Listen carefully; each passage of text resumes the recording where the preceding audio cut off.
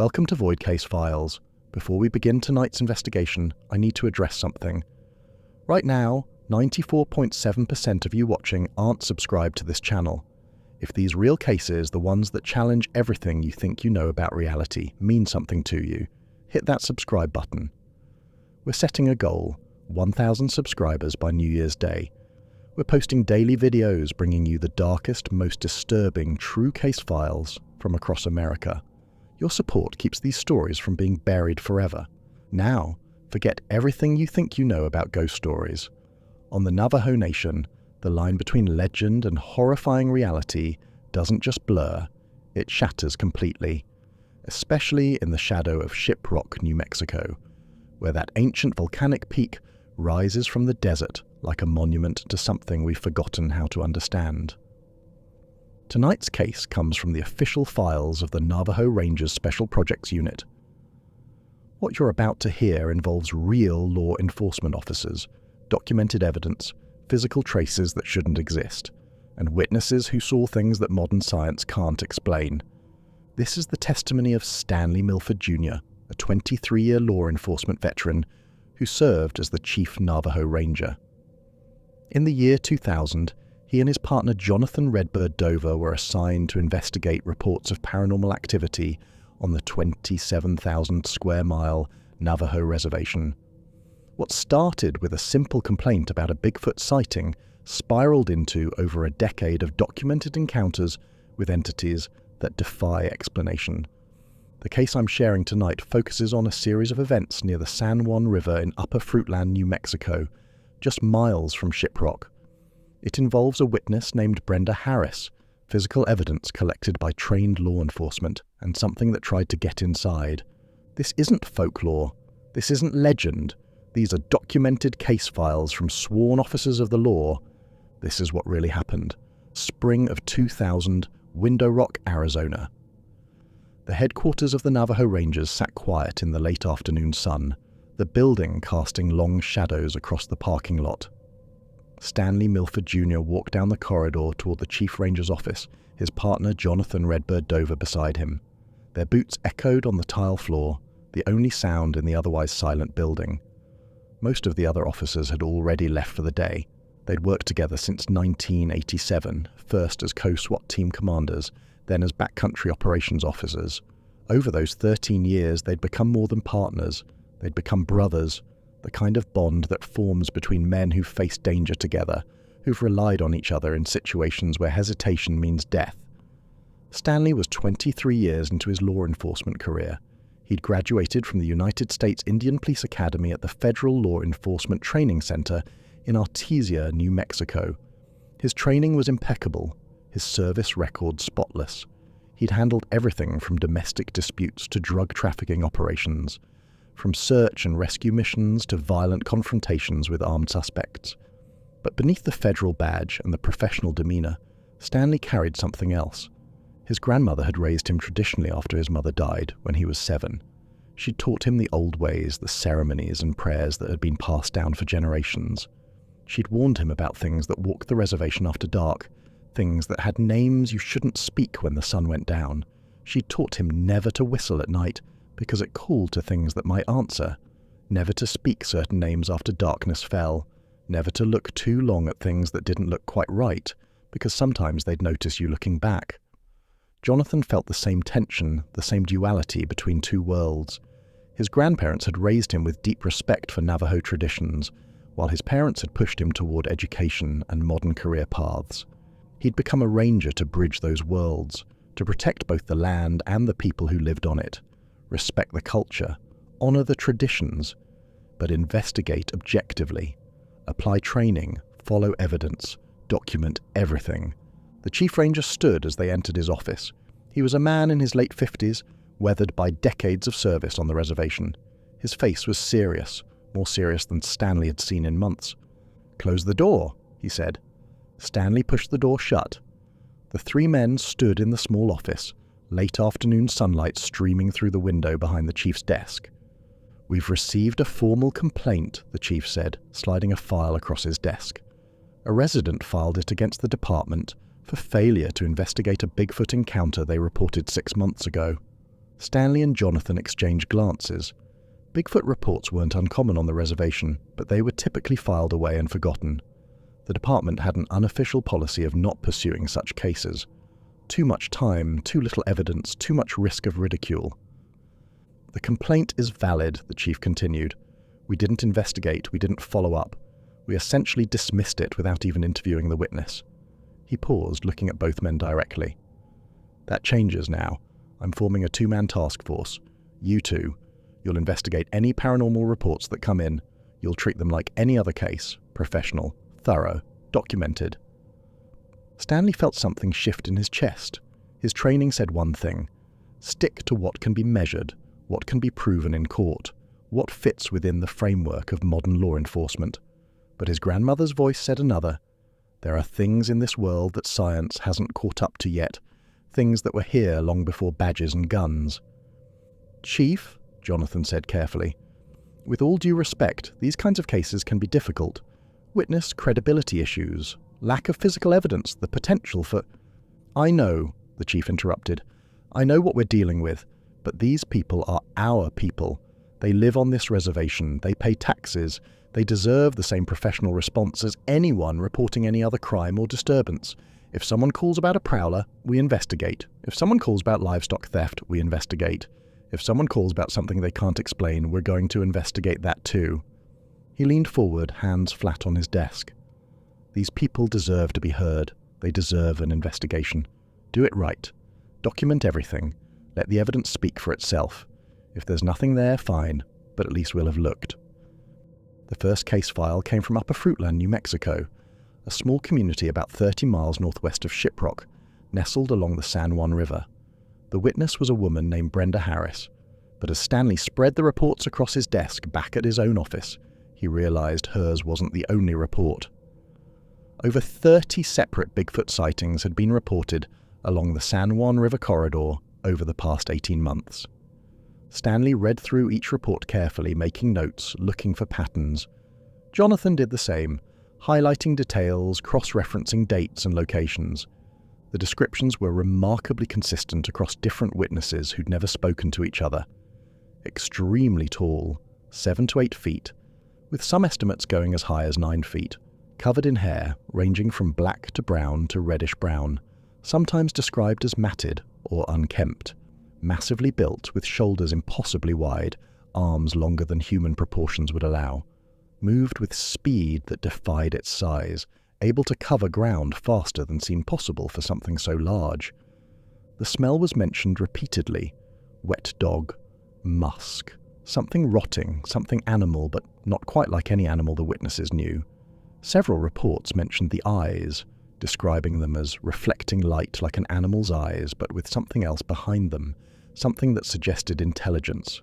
Sightings peaked between 2 a.m. and 3 a.m., though encounters had been reported at all hours.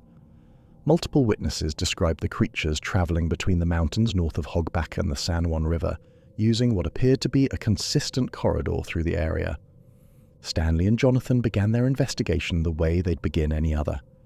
They drove to Upper Fruitland on a bright Thursday morning, the landscape stretching out around them in shades of red and gold. The highway was empty, just them and the desert and the massive form of Shiprock rising in the distance. They started interviewing witnesses. An elderly man named Thomas Begay, who'd seen something crossing his property at dawn while he was checking on his sheep. He described a figure that moved on 2 legs, covered in dark hair, that had turned to look at him before disappearing into a wash. The look had frozen him in place, he said. Not out of fear exactly, but out of some instinct that told him not to move, not to draw attention, to let it pass. A teenager named Darren Cly, who'd been fishing on the San Juan River with his cousin when they watched a massive figure wade through the water about 100 yards upstream. It had been twilight, that strange time between day and night when shadows play tricks, but both boys swore the figure was solid, real, and far too large to be a person. A woman named Rita Nez, who'd been followed while driving home from work on Highway 491. She'd noticed something keeping pace with her car just beyond the reach of her headlights. Every time she sped up, it sped up. Every time she slowed down, it slowed down. This went on for nearly 5 miles until she reached the lights of Shiprock proper, at which point whatever was following her vanished into the darkness. Each interview added details, confirmed the pattern. These weren't isolated incidents. Something was using the corridor between the mountains and the river, travelling back and forth with purpose. Brenda Harris's mobile home sat about 100 yards from the river, down a dirt road that wound through scrub brush and scattered cottonwood trees. It was a modest double-wide, well-maintained, with a small garden out front and children's toys in the yard.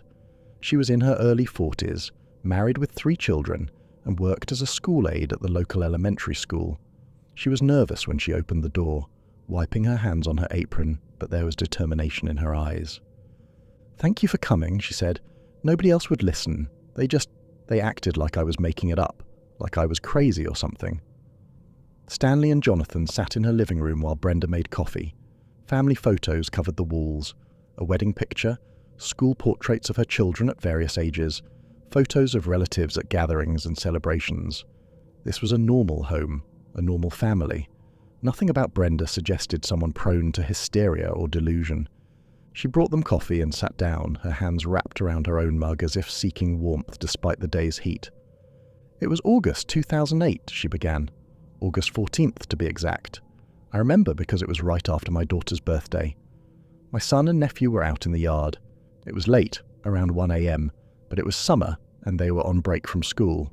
They're responsible kids, so I let them stay up. They were just sitting out there talking, laughing, being kids." She paused, taking a sip of coffee. Then they came running in, both of them, and I'd never seen them scared like that. Really scared, you know? Not the kind of scared you get from a scary movie, the kind of scared that goes deeper. They said, "We found something." Brenda had grabbed a flashlight and gone outside with them. Her husband was at work. He worked the graveyard shift at a construction site in Farmington, so she was the only adult home. In the dirt behind her house, illuminated by her flashlight beam, she'd found 2 footprints, left and right, clear as day. Each one was 18 inches long and 4 inches wide at the ball of the foot. The stride between them was 4 feet. Brenda had knelt down, touching the edge of one print with her finger, feeling the compressed earth, making sure it was real. "I've worked with measurements my whole life," Brenda said. "I do inventory at the school. I've helped my husband with construction projects. I know what a foot looks like, what 12 inches is, what 4 feet is. These prints were enormous. And anything with that wide a stance with 4 feet between steps is really big. I mean really, really big." She'd gone inside to get her camera and her phone. She'd taken dozens of photographs from different angles, with and without flash. She'd placed a ruler next to the prints for scale. Then she'd mixed up plaster of Paris and made casts of both prints, working carefully to preserve every detail. She showed Stanley and Jonathan the photographs on her laptop. The prints were clear, detailed, unmistakably real. 5 toes, a heel, a high arch. Almost human in structure, but far too large, with proportions that were subtly wrong. The big toe was positioned differently than a human's. The depth of the print suggested massive weight pressing down into the hard-packed dirt. She brought out the plaster casts she'd made. Stanley examined them carefully, turning them over in his hands. He'd seen bear tracks, human footprints in all sizes, prints from every animal that lived in the region. These were different. The bipedal structure was clear, the quasi-human appearance undeniable, but the size and proportions placed them outside any known category. Jonathan documented everything, taking his own photographs of the casts, recording measurements, noting the location where they'd been found and the soil composition. He was thorough, methodical, treating this exactly like he would any other crime scene evidence. Then Brenda's voice dropped lower, barely above a whisper. "But that's not the worst part. That's not what really scared me." She told them about a night 3 weeks after the footprint incident. It was a Saturday evening in early September. Her husband had left for work around 10:30 p.m. The graveyard shift, same as always. Brenda was home with the 3 kids and it was still hot, one of those late summer nights where the heat doesn't break even after sunset. She'd opened all the windows to catch whatever breeze might come up from the river. She'd gotten the kids to bed around 10:45. Her oldest had protested, wanting to stay up later, but Brenda had held firm. School was starting the following week and they needed to get back on a schedule. By 11 o'clock, the house was quiet. Brenda had settled onto the couch with a book, enjoying the peace. Around 11:15, she heard something on the porch. At first, she thought it was her husband coming back. Maybe he'd forgotten something. But the sound was wrong. The footsteps were heavy, yes, but they didn't sound right. The weight distribution was off, the rhythm unfamiliar. Then she heard it, the doorknob turning, slowly, carefully, like someone testing whether it was locked, or like something learning how the mechanism worked. Brenda set her book down, her heart starting to race. "Who's there?" she called out. No answer. But the doorknob stopped turning. She sat frozen on the couch for maybe 30 seconds, listening. Nothing. Then she heard the footsteps again, heavy on the wooden porch, moving from the door toward the side of the house. "The kids were asleep in the back rooms," Brenda said, her hands trembling slightly around the coffee mug at the memory. "I didn't know what to do. Part of me wanted to hide, to call the police, to just lock myself in a room. But part of me thought, what if it gets in? What if it tries to get to the kids?" She'd made a decision in that moment. She'd walked to the front door, her hand shaking, and flipped on the porch light. The motion-activated light had been broken for weeks, so she had to use the manual switch. The instant the light came on, she looked through the window beside the door. "I saw it," Brenda said, her voice steady now but her eyes distant, reliving the moment. Black, tall, so tall it had to be crouching a little because our porch roof is only 7 feet high. Covered in matted hair, thick hair that hung off its body. It was standing on my porch with its hand on the doorknob.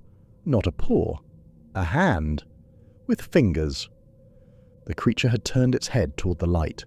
Brenda couldn't see much of its face, just the general shape, but she saw its eyes. They reflected the porch light like an animal's eyes, glowing amber orange. For maybe 2 seconds, they looked at each other through the glass. Woman and creature, separated by a window and a locked door. Then it moved. It didn't run exactly, it was too fluid for that. It moved like water, like something that didn't quite follow normal physics. One moment it was on the porch, the next it was gone, a shadow disappearing to the west toward the river. Brenda had stood at the door, breathing hard, trying to process what she'd just seen. She'd checked every window, making sure they were all locked. She'd turned on every light in the house. She'd gone to check on the kids, all 3 still sleeping peacefully, completely unaware. She thought it was over. She'd seen something terrifying and unexplainable. But it was gone now. She could call someone in the morning, report it. Maybe they'd think she was crazy, but at least she'd have told someone. 15 minutes later, she heard the footsteps again. This time she didn't hesitate. She hit the porch light and watched through the window. The creature fled again, moving with that same impossible speed. This happened 6 times throughout the night. Every 15 to 20 minutes. Heavy footsteps on the porch. The doorknob turning. Testing. Learning. The light coming on. The creature fleeing toward the river. It was like it was testing her, seeing how she'd respond, waiting to see if she'd eventually not turn the light on, not check the door. "I didn't sleep at all that night," Brenda said. "I sat on the couch with a kitchen knife in my lap, and the lights on and waited for sunrise. When my husband got home at 6:30 in the morning, I was still sitting there. He took one look at me and knew something was really wrong." When the sun came up, Brenda had gone outside to look around. In the dirt behind the house, she'd found fresh 18-inch footprints, multiple sets, leading from the direction of the river to her porch and back again. Over and over the same path. Whatever it was had made at least 6 trips back and forth. Her husband had called a friend who worked for the tribal police. The friend had come out, looked at the prints, taken some notes, and promised to file a report. Nothing came of it. No investigation, no follow-up, nothing. That's when Brenda had filed her formal complaint. Not because she wanted attention or because she was trying to cause trouble, but because she was scared, and she wanted someone with authority to take it seriously. Stanley and Jonathan returned the next day to collect physical evidence. Brenda took them to the fence line between her property and the open land that stretched toward the river. Caught in the barbed wire, about 6 feet off the ground, were several long dark hairs. "I found these the day after that night," Brenda said. "This is the direction it ran. Must have jumped the fence and snagged some hair." The hair was coarse, thick, unlike anything Stanley had seen before. Not like human hair, but not quite like any animal hair either. Each strand was about 8 inches long, dark brown to black, with a texture that was almost wiry. Jonathan carefully removed the hairs from the barbed wire, using tweezers to avoid contamination, and placed them in evidence bags.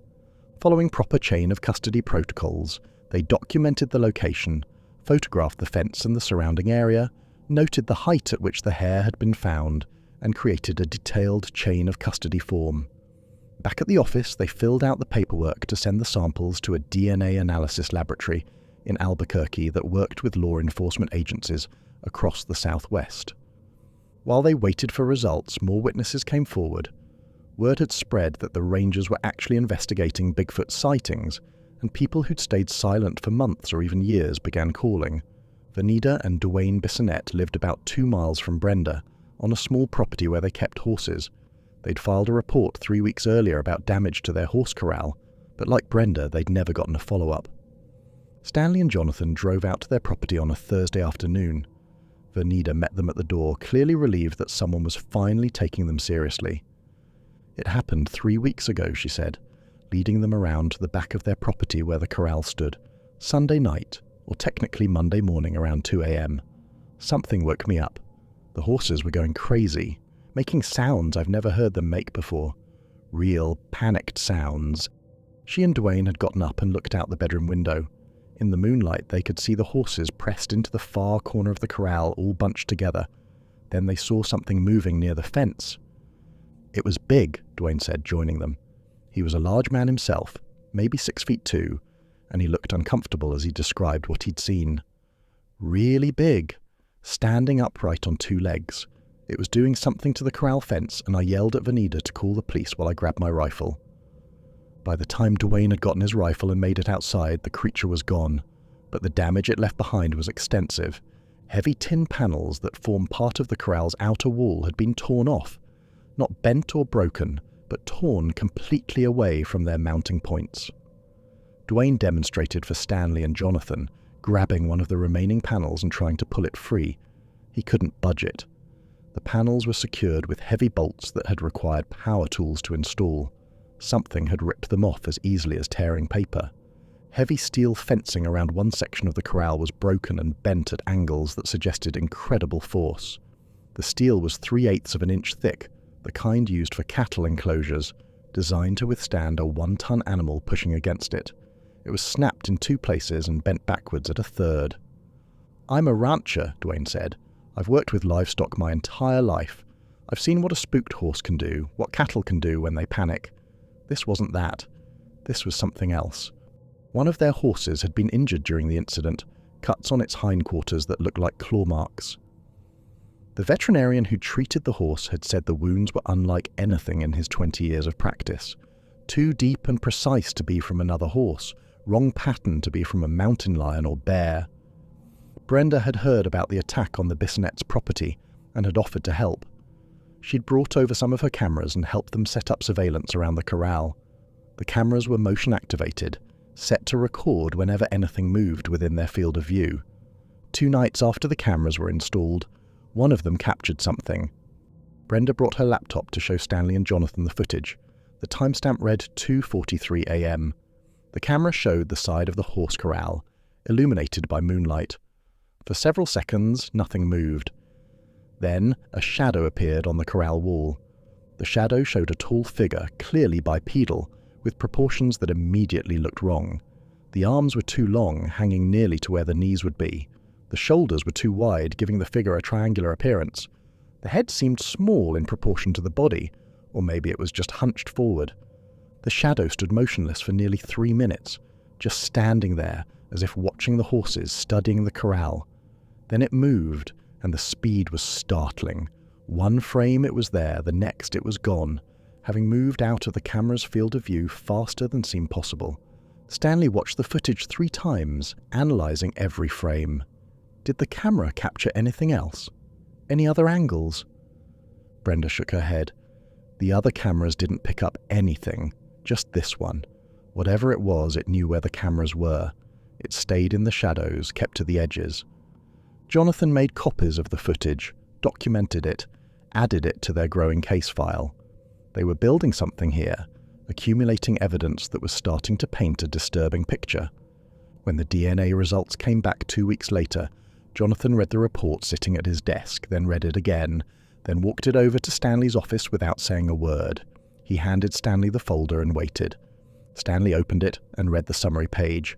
Then he flipped to the detailed analysis, then back to the summary. "Unknown carnivore," Stanley said quietly, reading aloud. "The sample contains DNA that does not match any known animal in the database. The mitochondrial DNA analysis suggests a mammalian origin, but the specific markers do not correspond to any catalogued species. The nuclear DNA contains sequences that are similar to, but distinctly different from, known primate DNA." He looked up at Jonathan. "The lab has samples from around the world. Bears, wolves, coyotes, mountain lions, every primate species, everything indigenous to North America, and most exotic species too." "I know," Jonathan said. "No match." "I know." They sat in silence for a moment. Stanley's training told him to trust the science, to accept the laboratory findings as definitive. The lab was accredited, their protocols were sound, their database was comprehensive. If they said unknown, it meant unknown. But his grandmother's voice whispered in his memory, words she'd spoken when he was 12 years old, sitting on her porch on a summer evening. "There are things in this world that science hasn't caught up to yet, Stanley. Things that were here long before the white man came with his books and his laboratories. Just because science can't explain something doesn't mean it isn't real. Remember that." One morning in late October, acting on a fresh report from a rancher who'd seen tracks on his property, Stanley and Jonathan followed footprints from the San Juan River, heading north toward the Hogback Mountains. The morning was cool, the sun just climbing over the horizon, painting the landscape in shades of gold and red. The tracks were clear in the sandy soil, 18-inch prints, that now familiar stride of 7 to 8 feet between impressions. The depth in the sand indicated massive weight, far heavier than any human, probably somewhere in the range of 600 to 800 pounds based on how compressed the soil was. They followed the trail for miles across the desert terrain. Stanley kept his eyes on the tracks while Jonathan marked their route on a GPS unit, documenting their path. The sun climbed higher as they walked. Sweat soaked through their shirts. They each carried a gallon of water, and they were going through it fast. The tracks remained consistent. Same stride, same depth, same direction. Whatever made them was moving with purpose, taking a direct line from the river toward the mountains. Then abruptly, in an open stretch of sandy desert, with visibility extending hundreds of yards in every direction, the track stopped. Not faded, not became unclear, just stopped, as if the creature had ceased to exist mid-stride. Jonathan knelt beside the last print. It was deep, clear, perfectly detailed. Every toe impression was visible, the ball of the foot, the heel, even what looked like skin texture in the finest sand. Behind it, nothing but undisturbed sand stretching toward the horizon in all directions. "I've tracked animals my entire life," Jonathan said quietly, standing up and scanning the landscape. "Deer, elk, bear, mountain lion, you name it. I've tracked men through the desert, fugitives trying to avoid capture. This doesn't happen. Tracks don't just end in the middle of nowhere." Stanley walked in a circle around the last print, looking for any explanation. The sand around it was completely undisturbed. No rocks the creature could have jumped to, no hard pan ground that wouldn't take prints, no vehicle tracks, no indication anything else had been through this area recently. Just open desert and that one final footprint. Could it have been picked up? Jonathan wondered aloud. Helicopter, maybe? Stanley shook his head. No rotor wash disturbing the sand. And look around, there's not enough cover anywhere close by. We would have heard a helicopter coming from miles away. They documented everything, photographed the last print from every angle, measured the undisturbed sand around it, marked the GPS coordinates. Then they stood there for a long moment, two trained law enforcement officers confronted with something that didn't fit any framework they'd been taught. Stanley thought about what his grandmother had told him about beings that walk between worlds, about how they can step from one realm into another, leaving physical traces behind in one place, while manifesting somewhere else entirely. He'd always thought those stories were metaphorical, lessons wrapped in mythology. Standing here, looking at that last footprint, He wasn't so sure anymore. Over the following months, reports continued flooding in, and the nature of the incidents began to change. It wasn't just sightings anymore. The encounters were becoming more direct, more aggressive. A woman named Patricia Yazzie was driving home on Highway 491 around 10 p.m. when she saw what she initially thought was a hitchhiker on the side of the road. As a general rule, she didn't pick up hitchhikers, but something made her slow down, made her look more carefully. As she got closer, her headlights illuminated the figure more clearly. It was standing on 2 legs, but it was far too tall to be human. 7 feet at least, maybe closer to 8. Covered in hair, dark and matted, no visible clothing. The arms hung too long, the proportions all wrong. The creature turned to face her car as she approached. In her headlights, she saw its face. Not quite human, not quite ape, something in between, but not quite either one. The eyes reflected her headlights, glowing amber orange. Patricia pressed the accelerator and sped past. In her rearview mirror, she watched the creature turn to watch her go, standing motionless on the roadside until her tail lights disappeared into the darkness. She called the Rangers the next morning, her voice still shaking as she described what she'd seen. Stanley and Jonathan drove out to interview her that afternoon. She was a schoolteacher, 48 years old, married with 2 teenagers. She had no history of drug use, no mental health issues, no reason to fabricate a story that would make her look foolish. "I know what I saw," she told them, sitting in her living room with her hands clasped tightly in her lap. "I've lived on this reservation my entire life. I've seen bears, I've seen elk. I know what animals look like. That wasn't an animal. Or if it was, it's not one I've ever heard of." A high school teacher named Leonard Smith reported seeing what he described as a juvenile creature near his property on the outskirts of Upper Fruitland. He'd been up late grading papers, working at his kitchen table around 1 a.m., when movement outside his window caught his attention. He'd looked up to see a small figure, maybe 4 or 5 feet tall, moving through his yard.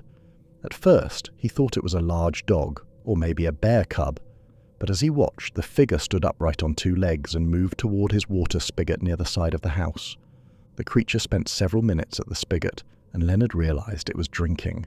Not lapping water like a dog, but drinking from cupped hands, holding the water and bringing it to its mouth. The motion was unmistakably primate-like. Leonard sat frozen at his table, afraid to move, afraid to make any sound that might draw its attention. After maybe 5 minutes, the creature dropped back to all fours and moved away into the darkness, heading west toward the river. Brenda heard about Leonard's encounter and asked if she could set up a camera on his property. He agreed. 2 weeks later, the camera captured something. The footage was strange, disturbing in ways that were hard to articulate. The timestamp read 2:17 a.m. The camera showed Leonard's backyard, a small pool visible in the frame.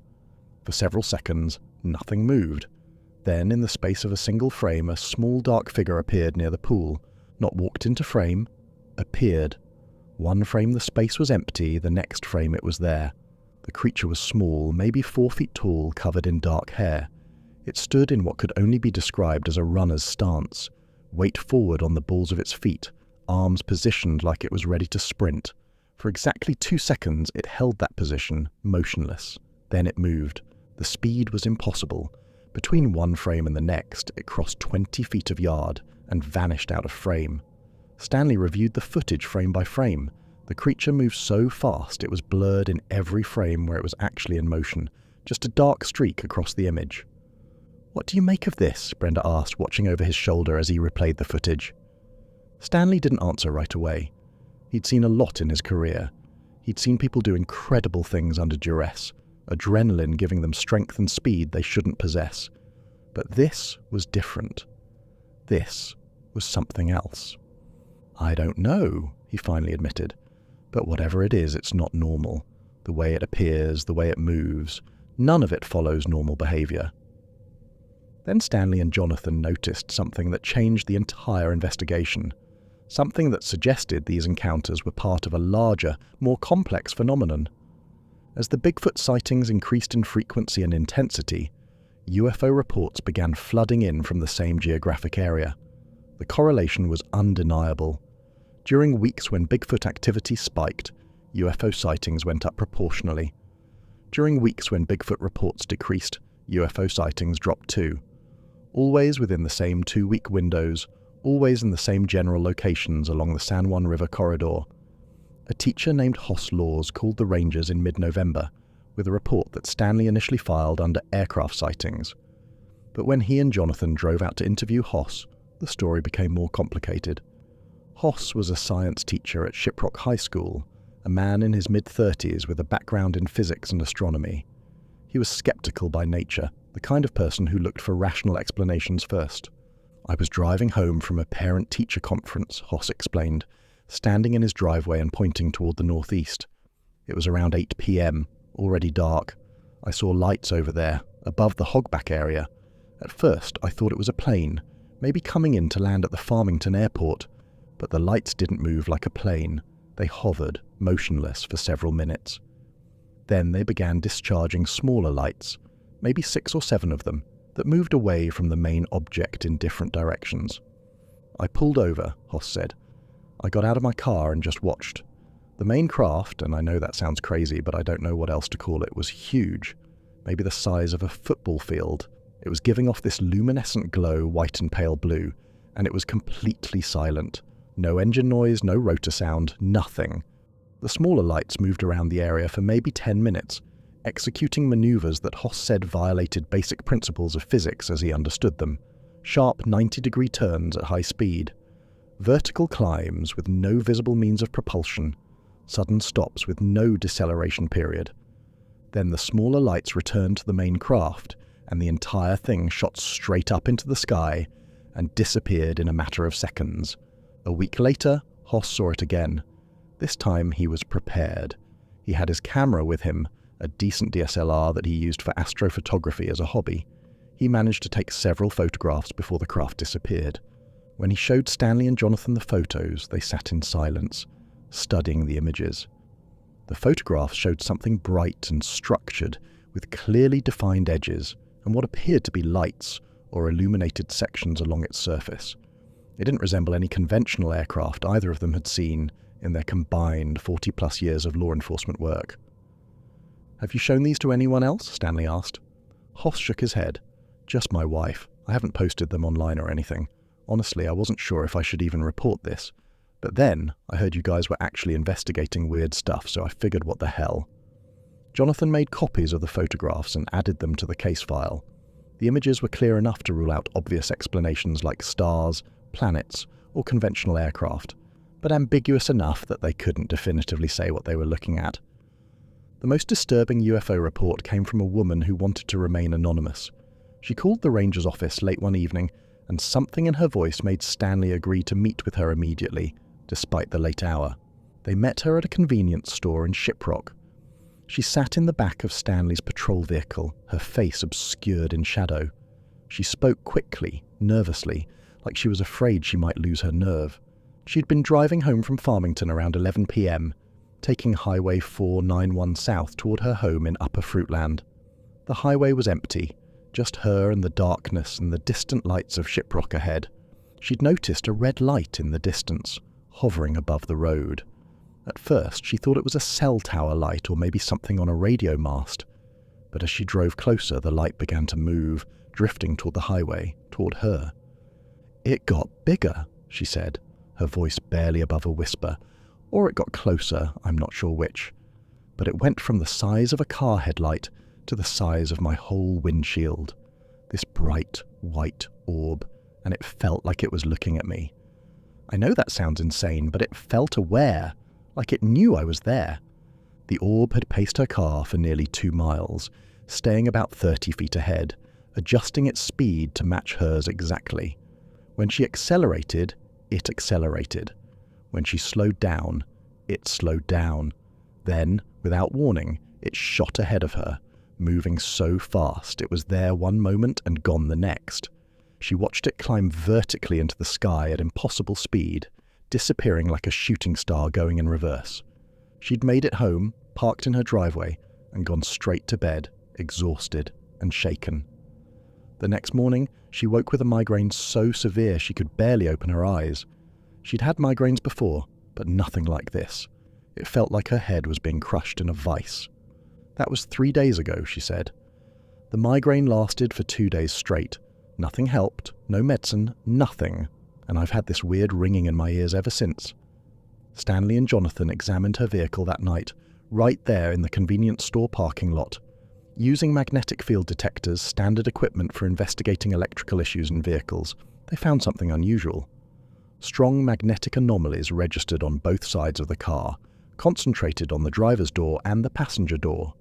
The readings formed a pattern, almost like a line had been drawn from one side of the vehicle to the other, passing directly through where the driver would have been sitting. "What does that mean?" the woman asked, watching them work. Stanley didn't want to speculate, but Jonathan was more direct. "It means something with a strong magnetic field was very close to your car. Close enough to leave a measurable signature on the metal. The pattern suggests it's scanned from one side to the other, like someone passing a metal detector over your vehicle." "You mean it scanned me?" the woman said quietly. "That's what you're saying, right? Whatever that thing was, it scanned me." Neither Stanley nor Jonathan contradicted her. The correlation between Bigfoot sightings and UFO encounters led Stanley and Jonathan to start mapping the incidents on a large, detailed map of the reservation they'd hung on the wall of Stanley's office. They used different coloured pins for different types of encounters: red for Bigfoot sightings, blue for UFO reports, yellow for livestock mutilations, green for other unexplained phenomena. A pattern emerged. The incidents clustered along specific corridors, particularly the area between Shiprock and the Hogback Mountains, and the stretch of the San Juan River running through Upper Fruitland. The clusters overlapped.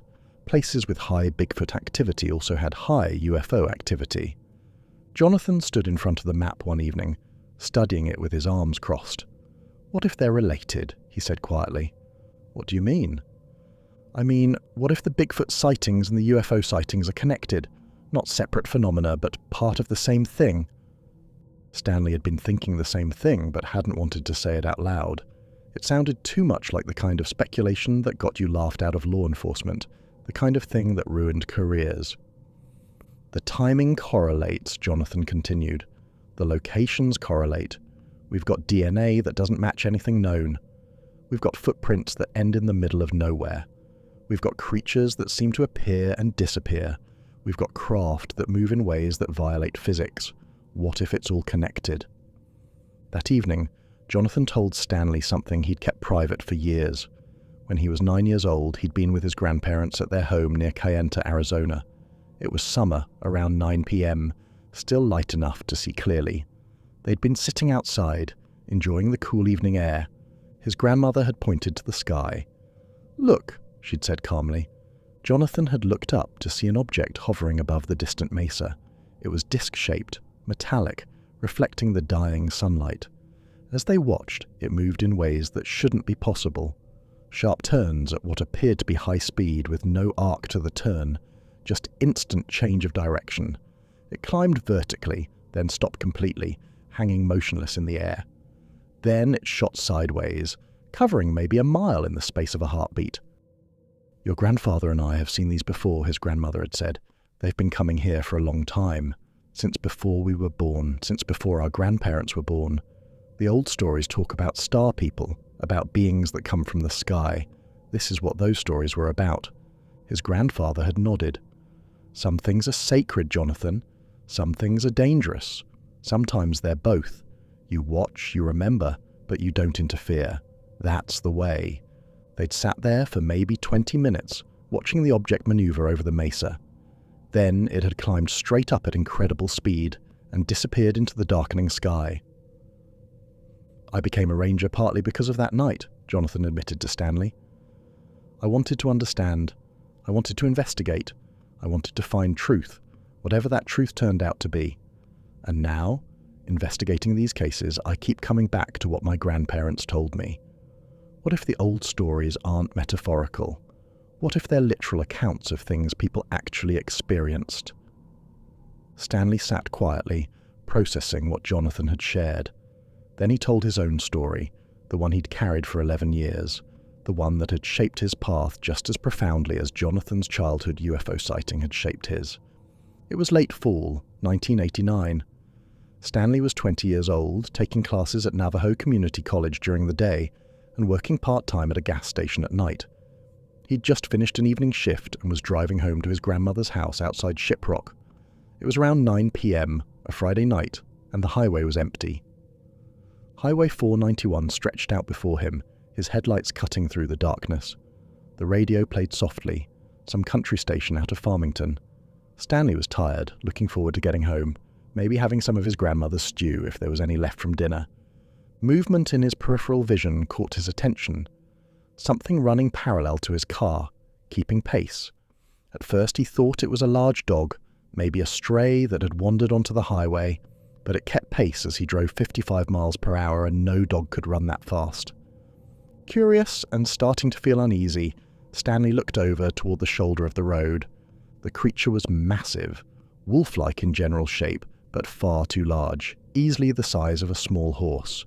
The body proportions were wrong in ways that made Stanley's eyes hurt to track. The legs were too long, the body too lean, the head too large. It was covered in fur, but the fur looked wrong too, patchy in places, hanging loose in others. Its eyes caught his headlights and reflected back at him, glowing orange like an animal's eyes. But there was something behind them, some intelligence that was distinctly not animal. The eyes looked at him, not the vacant stare of an animal caught in headlights, but focused, aware, calculating. The jaw was elongated, and when the creature's lips pulled back, Stanley saw rows of teeth that seemed to go too far back into the skull. Too many teeth, too sharp, designed for tearing. But the most disturbing detail, the thing that made Stanley's blood run cold and his hands tighten on the steering wheel until his knuckles went white, was that it appeared to be wearing something. Skin hung loose from its body like an ill-fitting coat, bunching at the joints where human knees and elbows would be, sagging around the middle like a garment several sizes too large. Stanley understood in that moment, with a clarity that cut through his fear, what he was looking at.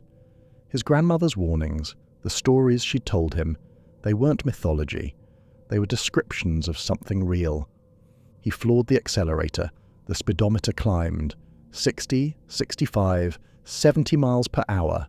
The creature kept pace effortlessly, its gait smooth and unnaturally fast. Then it pulled ahead, its speed increasing until it was running in front of his car.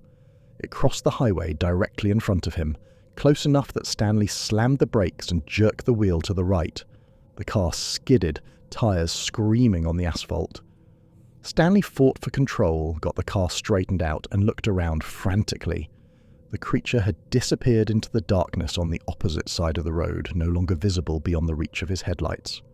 Stanley drove the rest of the way home at 80 miles per hour, checking his rearview mirror every few seconds, expecting to see it following. When he pulled into his grandmother's driveway, he sat in the car for several minutes, hands shaking, trying to process what had just happened. His grandmother had been sitting on the porch, a blanket wrapped around her shoulders against the cold night air. She took one look at Stanley's face as he got out of the car and asked, "What did you see?" Stanley told her. She listened without interrupting, her face grave. When he finished, she nodded slowly. "You saw a Yinal-Lushi," she said quietly, using the Navajo name that translates roughly to "it goes on all fours." "You saw a Skinwalker?" She'd brought him inside, made him sit at the kitchen table. She'd burned sage, said prayers in Navajo that Stanley only partially understood. Then she'd told him things she'd never told him before. Things about the old practices, the forbidden ceremonies, the people who walked a dark path in search of power. "There are people who learn to do this," she explained. "It requires terrible things, terrible sacrifices. They gain the ability to take the form of animals, to move between the physical world and the spirit world. But there's a price. They lose their humanity. They become something else, something wrong." His grandmother had performed a protection ceremony that night, and afterwards she'd told Stanley to never speak of the encounter after dark, to never say the name of what he'd seen when the sun was down. "Some things can hear their name being spoken," she said. "Some things come when called, whether you mean to call them or not. You saw it once. Don't give it a reason to see you again." That experience had been part of what drew Stanley to law enforcement. He'd wanted to protect people from things like that. Things that shouldn't exist but did anyway. Things that walked the line between the physical world and something else. things that meant harm to anyone unlucky enough to cross their path. Now, sitting in his office 11 years later, telling Jonathan about that night, Stanley realized how much that encounter had shaped his life, how it had driven him to become a ranger, to take this assignment investigating paranormal activity, to pursue answers to questions most people were afraid to even ask. "That's what we're dealing with," Jonathan said quietly after Stanley finished his story. "Skinwalkers, Bigfoot, UFOs, all of it. The barrier between worlds is thin here. Things can cross, and we're the ones investigating it, which means we're drawing attention." Stanley nodded slowly. "I've been feeling it, ever since we started this assignment. Things following me home, shadows in my peripheral vision, sounds at night. My wife's noticed it too." "Same," Jonathan admitted. "Last week, I woke up at 3 a.m. and there was something standing at the foot of my bed, just a shadow, darker than the darkness around it. I could feel it watching me. I turned on the light and it was gone, but I could still feel it, like it was still there, just invisible.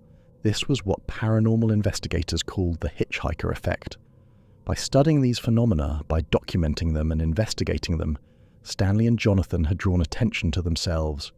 They'd become visible to things that most people couldn't see, and once that attention was drawn, it was nearly impossible to shake. As their investigation continued into the winter of 2000 and into 2001, Skinwalker reports began coming in with disturbing frequency. These were different from the Bigfoot sightings, more aggressive, more targeted, more deliberately malevolent. A rancher named Thomas Begay called the Rangers in January to report livestock killings on his property. Stanley and Jonathan drove out the next morning to investigate. What they found was unlike any predator kill either of them had seen. 3 sheep dead in the pasture, but the manner of death was wrong. Each sheep had a single puncture wound in the neck, maybe an inch in diameter, perfectly round. The wounds went deep through the jugular vein, but there was almost no blood on the ground. It was as if the blood had been drained systematically rather than simply spilling out from the wound. Each sheep had also been opened along the abdomen, a clean incision running from breastbone to pelvis. Specific organs were missing: the heart, liver, and 1 kidney from each animal. The cuts were precise, almost surgical. "What animal does this?" Thomas asked, his face pale. "I've ranched my entire life. My father ranched, my grandfather ranched. I've seen wolves, coyotes, mountain lions, bears. This isn't any of them." Stanley had no answer. He documented everything, took photographs, collected samples, but he had no conventional explanation to offer. Brenda Harris began investigating these killings. She'd heard about several similar incidents and wanted to see if there was a pattern. What she found disturbed her. Over the course of 6 weeks, there had been 17 livestock killings within a 15-mile radius of upper fruitland. All showed the same characteristics: single puncture wound to the neck, blood drained, precise abdominal incisions, specific organs removed. An elderly woman named Margaret Sosi lost most of her small herd over the course of 2 weeks. The killings came every other night, always between 2 a.m. and 3 a.m. Each morning, Margaret would find another dead animal. She called Brenda, her voice breaking with grief and fear. When Brenda arrived, Margaret was sitting on her porch, weeping. "Please," Margaret begged, "please find whatever's doing this and stop it. Hunt it. Kill it. I don't care. Just make it stop." Brenda refused, but gently explaining her reasoning. "What if it's a person in a costume?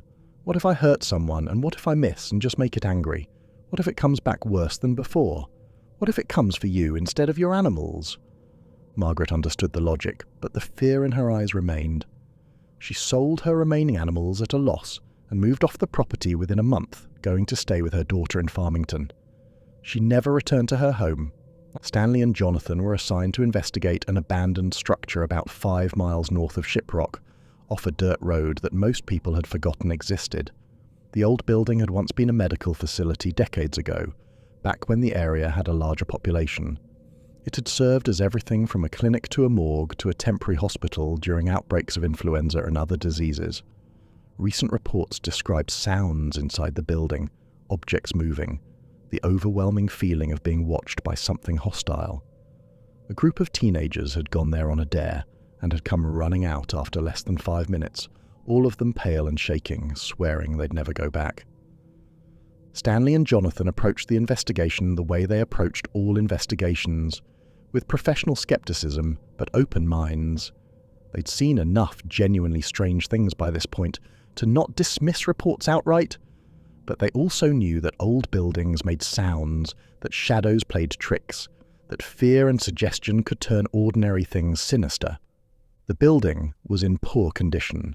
The roof had partially collapsed on the north side, windows were broken, graffiti covered the walls from decades of trespassers. The front door hung open, one hinge broken. Inside, the air smelled of dust and decay and something else, something organic and wrong. Their initial sweep seemed to confirm the mundane explanation. Old building, wind whistling through gaps in the walls, animals nesting in corners. They found evidence of homeless people using the building for shelter, old blankets, empty food containers, a makeshift fire pit. Nothing supernatural, just the sad detritus of people with nowhere else to go. Then the coins started appearing. Stanley was standing in what used to be the main examination room, documenting the space with his camera, when he heard a metallic sound behind him.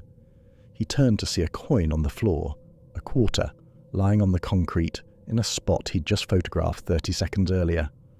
The spot that had been empty. He bent down to pick it up, and as his fingers closed around the coin, another one dropped from the air directly in front of him, landing with a clear metallic ring on the concrete floor about 2 feet away. Stanley looked up quickly. No vents above him, no holes in the ceiling, just solid concrete, stained and cracked with age but intact. No way for a coin to have fallen from above. "Jonathan," he called out. His partner came from the next room. "Watch this spot," Stanley said, pointing to the area in front of him. He set up his video camera on a tripod, pointing it at the floor, and they both waited. 5 minutes passed. Then, clearly visible in the camera's frame, a coin appeared mid-air about 6 feet off the ground and dropped straight down, hitting the concrete with a metallic clink. "Did you see that?" Stanley asked, though he knew Jonathan had. "Yeah, I saw it." They waited. 11 minutes later, another coin appeared and fell, then another after 8 minutes, then 2 more in quick succession. Over the course of the next hour, 11 coins appeared out of nothing and fell to the floor. Stanley collected each one, placed them in evidence bags, documented the time and location of each appearance. When he reviewed the footage later that night, he watched it over and over, looking for any rational explanation. There wasn't one. The coins simply materialized mid-air, roughly 6 feet off the ground, and fell straight down, obeying gravity normally, once they existed but coming from nowhere. Jonathan researched the building's history. The facility had been built in 1935, served the community for about 20 years, then was gradually phased out as better medical facilities were built in Shiprock proper. During its years of operation, 17 people had died in the building. Most were natural deaths, elderly people or those with terminal illnesses, but 3 were violent, 2 from fights that had turned deadly, 1 from suicide. On subsequent visits to the building, the phenomena escalated in frequency and intensity. Footsteps echoed down empty hallways when both Stanley and Jonathan were standing still in different rooms. They'd hear heavy boots walking on the floor above them, but when they went upstairs, no one was there and the dust on the floor was undisturbed. Doors opened and closed on their own. Stanley watched one door swing open while he was standing 15 feet away. No wind, no vibration, just the door opening smoothly on its hinges as if someone had pushed it from the other side. When he went to check, no one was there. They brought in other officers to serve as additional witnesses. Multiple people reported seeing a male figure in the hallways or standing in doorways. Descriptions varied.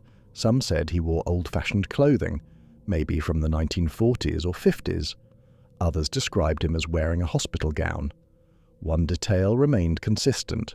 The apparition seemed to show respect toward women, keeping his distance, watching but not approaching. But with men, he was more aggressive, standing closer, following them through rooms, appearing in doorways they needed to pass through, forcing them to walk right past him.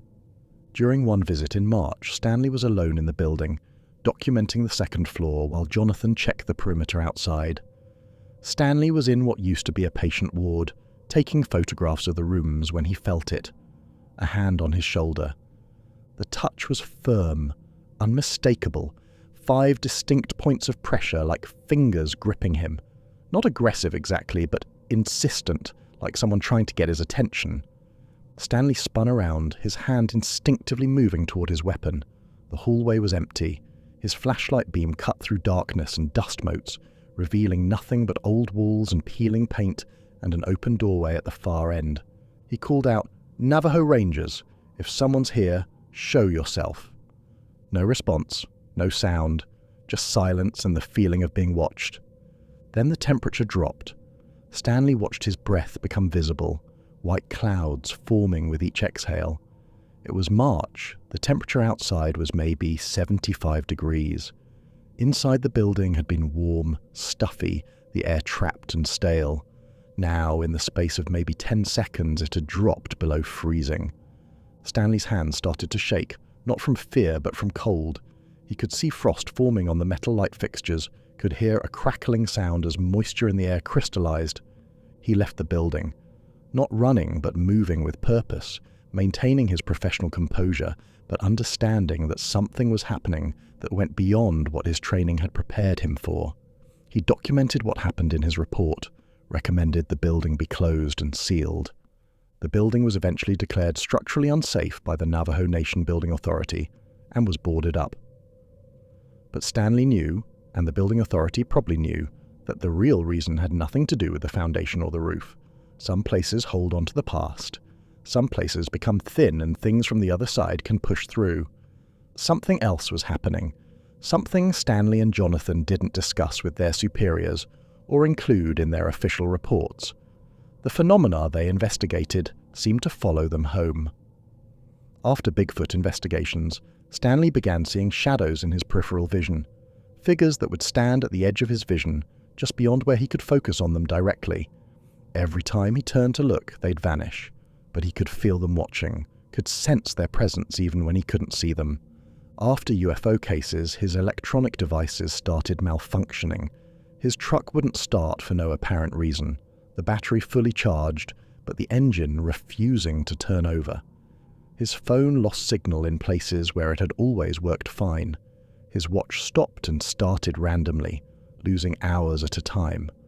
Light bulbs in his house burned out with alarming frequency, sometimes multiple bulbs in a single day.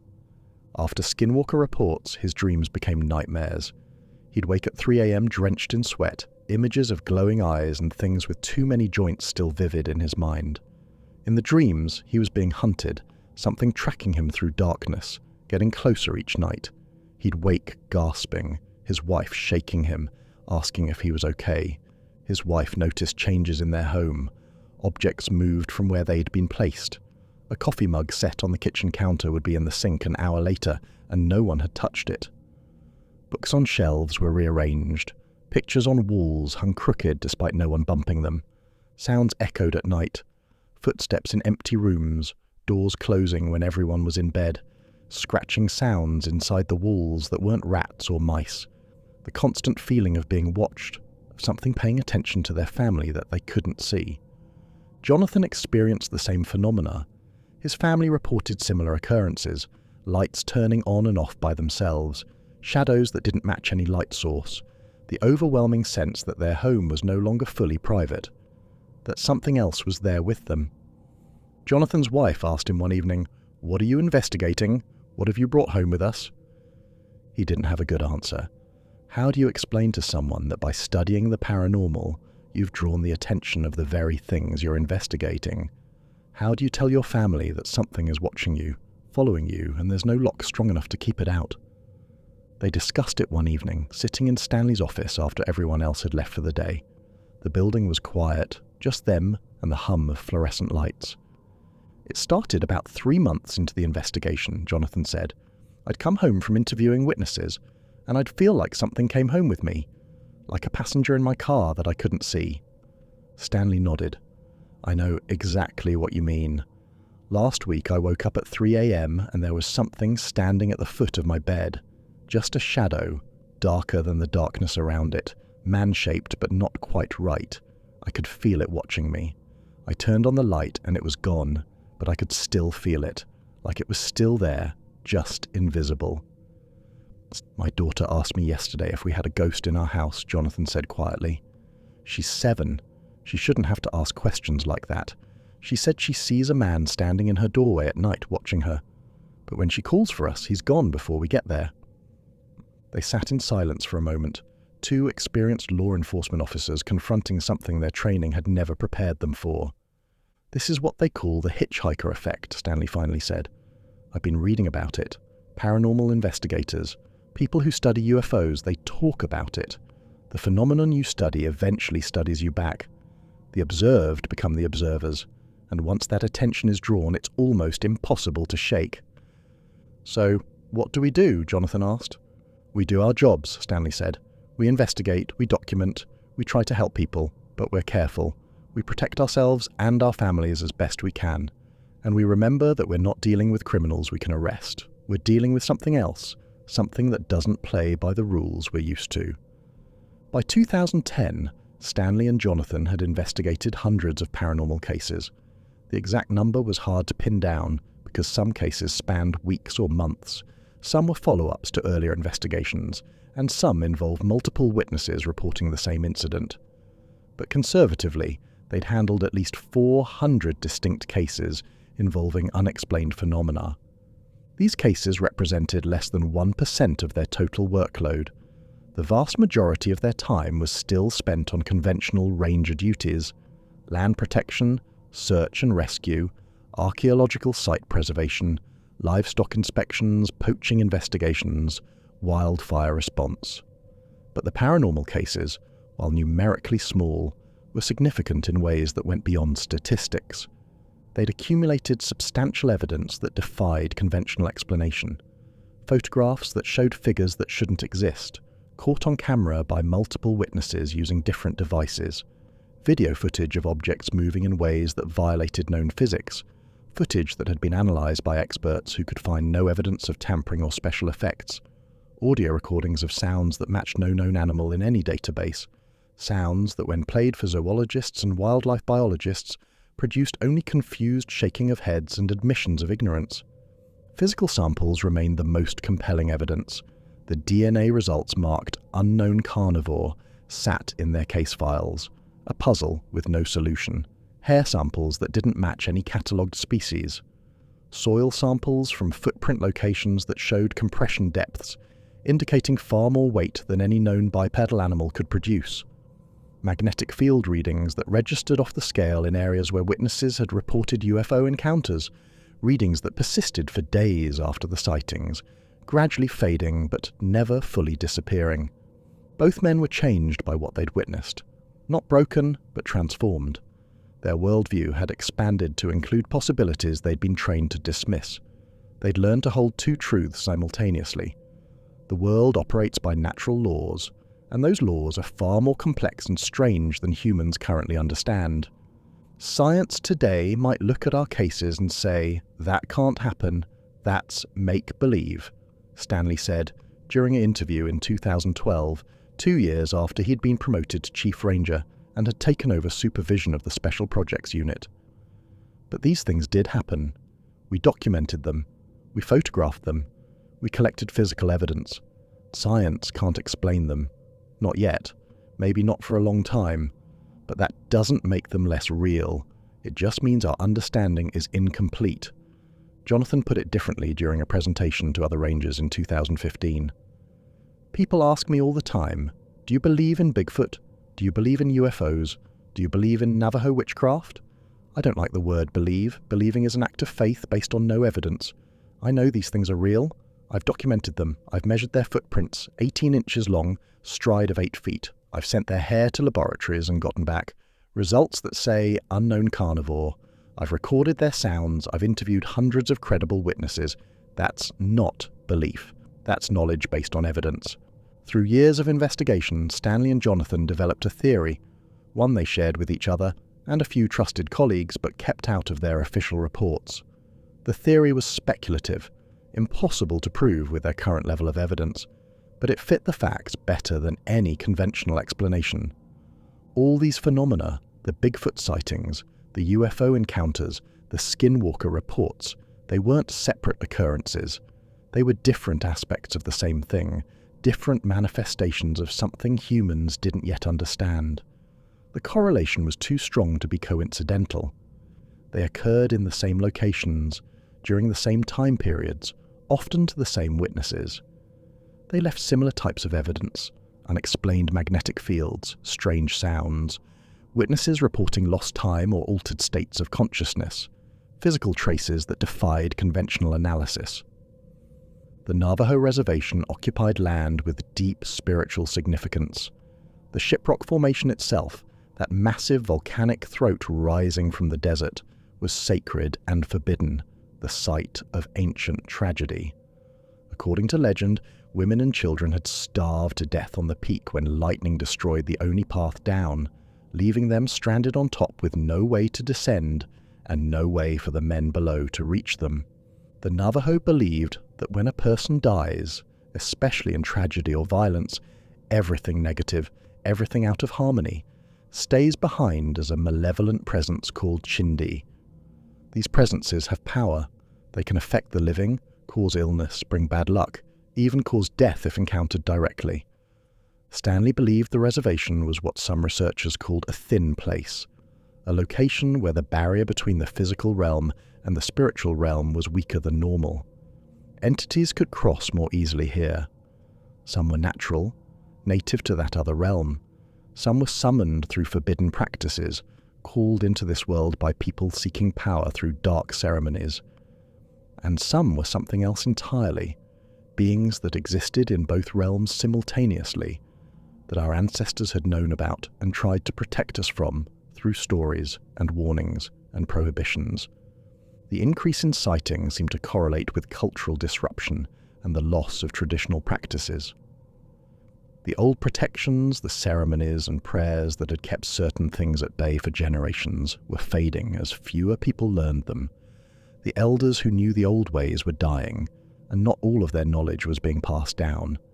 Younger generations, educated in Western schools, often saw the traditions as superstition rather than practical wisdom. As the protections faded, things that should have remained hidden were becoming visible. The barrier was weakening. Encounters were increasing in frequency and intensity. Brenda Harris never stopped investigating. The experience with the creature at her door had changed her, given her a sense of purpose. She founded the New Mexico Shadow Seekers in 2012, an organization dedicated to documenting encounters and keeping people safe. She installed more cameras around the Upper Fruitland area, maintained detailed logs of sightings, and warned residents when activity increased. She gave presentations at conferences, sharing her findings and her photographs. She appeared on podcasts and radio shows, always careful to present the facts without embellishment, letting the evidence speak for itself. Her dedication came from genuine concern. She'd seen what these things could do. She'd watched the terror in her neighbors' eyes when they described their encounters. She'd documented the livestock killings, the property damage, the psychological trauma suffered by witnesses. She wanted to protect people. In 2013, she spoke at the Northern New Mexico Bigfoot and Paranormal Conference held in Farmington.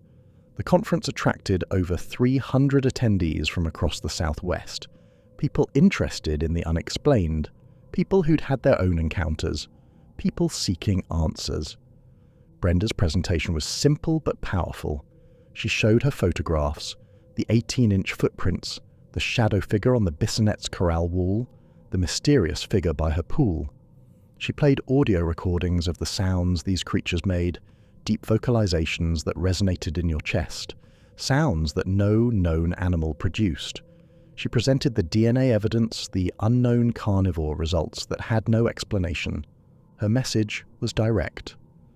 I don't want to hear about anybody getting hurt. That's why I'm here. These things are real, whether you believe in them or not. They're out there in the darkness.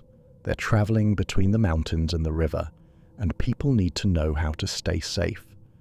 Someone in the audience asked if she wanted to capture one of the creatures, to prove they existed beyond any doubt, to provide the scientific community with a specimen that would force them to acknowledge what she'd been documenting for years. Brenda shook her head. They were here first, she said quietly. This is their land. The Navajo have known about them for generations, longer than that. They have a right to exist. I just want people to coexist safely. Keep your distance, be respectful, don't provoke them. Don't go looking for them. That's all I'm asking. Another person asked if she was afraid, living where she lived, knowing what she knew. Yes, Brenda admitted. I'm afraid, but I'm also determined. These creatures need to be documented. People need to know what's out there, and someone has to do this work, so it might as well be me.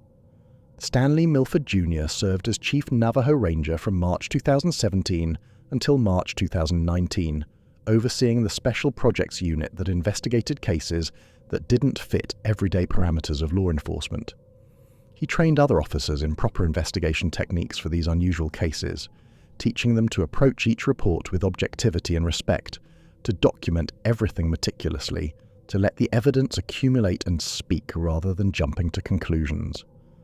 Your job is to investigate and document, he told new officers assigned to the unit. Not to explain. If you can find a conventional explanation, great, pursue it. But if the evidence points to something unusual, something outside our normal framework, don't try to force it into categories that don't fit. Document what you find and let others draw their own conclusions. After leaving the Rangers in 2019, Stanley became the senior investigator for the Navajo Nation's white-collar crime unit, applying his investigative skills to financial crimes and corruption cases. But his paranormal investigation work wasn't finished. The experiences he'd accumulated over 2 decades had shaped him profoundly, and he felt compelled to share what he'd learned. In 2024, he published a memoir titled The Paranormal Ranger, a Navajo investigator's search for the unexplained. The book detailed his cases, his methodology, his personal experiences, and his evolving understanding of phenomena that science couldn't yet explain. The New York Times has selected it as one of the top 22 non-fiction books to read that fall. The book's release brought Stanley's work to a worldwide audience. He began receiving messages from people across the country and around the world who'd had similar experiences, who'd seen things they couldn't explain, who'd been dismissed or ridiculed when they tried to report what they'd witnessed. They found validation in his accounts, comfort in knowing they weren't alone or crazy, that a trained law enforcement officer with decades of experience had encountered the same things and took them seriously. Jonathan Redbird Dover retired from the Rangers in 2018 and maintained a lower profile than Stanley, though he continued to speak about his experiences when asked. He gave occasional interviews, participated in documentaries, and corresponded with researchers studying similar phenomena in other parts of the country. Both men were featured in Netflix's Unsolved Mysteries Volume 3, Episode 5, titled Paranormal Rangers, which aired in October 2022. The episode brought their work to millions of viewers worldwide, generating intense interest and debate. Online forums dissected every detail of their cases. Skeptics demanded more evidence while believers felt vindicated. The conversation continued for months after the episode aired. The case files Stanley and Jonathan had compiled over more than a decade remained with the Navajo Rangers, carefully preserved in secure storage. The DNA samples marked unknown carnivore stayed in temperature-controlled facilities, available for future analysis as new technologies developed. The photographs, the video footage, the audio recordings, the plaster casts, the hair samples, all of it was archived and classified, accessible only to those with proper clearance. No explanation was ever officially provided for what they'd found. The Navajo Nation released no statements, conducted no press conferences, offered no theories. The policy was simple. The investigations happened, the evidence exists. Draw your own conclusions. Today, Brenda Harris still lives in Upper Fruitland, still married to Robert Harris, still investigating sightings and helping people who experience encounters they can't explain. She's now in her mid-60s, her children grown with families of their own, but her dedication to the work hasn't diminished. The creatures are still seen along the San Juan River. The reports are less frequent than during the peak years between 2000 and 2010, but they haven't stopped. Just last month, a rancher reported finding 18-inch footprints on his property. Last summer, a family camping near the river heard vocalizations in the night that sent them packing up and leaving at dawn. The phenomena continue. Stanley Milford Jr. lives in Gallup, New Mexico, continues to receive reports from people experiencing paranormal activity and offers advice drawn from decades of experience. He's careful about what cases he takes on now, selective about who he helps, protective of his time and his family, but he still feels a responsibility to assist when he can. Jonathan Redbird Dover remains thoughtful about what he witnessed, always careful with his words, always emphasizing the evidence over speculation. When pressed for his personal beliefs, he usually responds the same way. I know what I saw, I know what I documented, the evidence exists. That's all I can tell you. The Navajo Rangers Special Projects Unit still exists. Officers still respond to paranormal reports, though the workload has decreased as Stanley's leadership ended and the unit's focus shifted. The case files continue to grow, stored in secure facilities, each one documenting another encounter with something that shouldn't exist according to our current understanding of the natural world. One photograph from their investigation was leaked online several years ago. It shows a shadow figure on the Bissonnette's corral wall, tall and bipedal, with proportions that don't match any known animal. The image has been analysed extensively by everyone from amateur enthusiasts to professional photographic analysts. No one has definitively proven it's fake, but no one has proven it's real either. It exists in that uncertain space, like so much of what Stanley and Jonathan documented, as evidence that's compelling but not conclusive. The San Juan River still flows through Upper Fruitland, its waters carrying snowmelt from the mountains down through the desert, sustaining life along its banks as it has for thousands of years. Shiprock still rises from the desert floor, that massive volcanic remnant standing 1,583 feet above the surrounding plain, visible for up to 100 miles on clear days.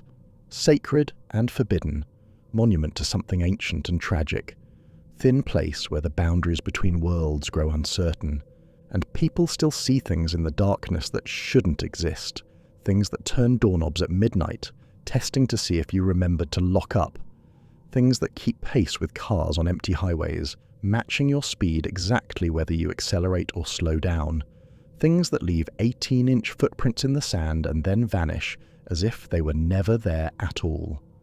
Stanley Milford Jr. ended his book with words that came from experience rather than fear, from knowledge rather than speculation. The paranormal is real. I've seen it. I've investigated it. I've lived with it following me home. Respect the old ways. Listen to the elders. They knew things we're just beginning to rediscover. Don't go looking for these things. Don't try to provoke encounters, because once they know you're looking, once they know you can see them, they never stop watching, they never forget, and they follow you home. This is Void Case Files. The evidence is documented in official law enforcement files. The witnesses are credible, their testimony is consistent.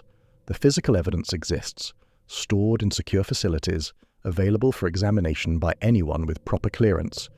The truth is stranger and more complex than we want to believe. And somewhere on the Navajo Nation tonight, as the sun sets and darkness spreads across the desert, something is walking between the mountains and the river. Something that's been there far longer than we have. Something that watches from the shadows. Something that our ancestors knew about and tried to warn us against through stories we've forgotten how to understand. Until next time.